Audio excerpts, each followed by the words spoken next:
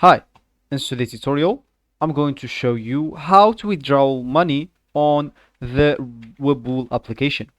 So, first of all, of course, you would like to go and download Webull application on your phone if you don't have it.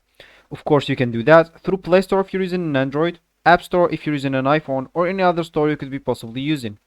Then, you'd like actually to go and sign up to create your account. Of course, if it's your first time opening the application.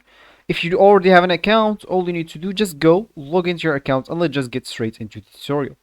So let me just go here and open my Webull application, as you should, of course, if you want to follow this tutorial steps. So here, this will actually be your home or your main screen on the Webull application. And of course, you have here a lot of options: watch list, markets, news, menu. So the users of Webull, of course, can withdraw, as I said, funds or money through the application.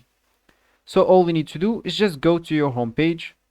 Then all you need to do just so I'm using here a different version. So I will not even have the home page in the middle.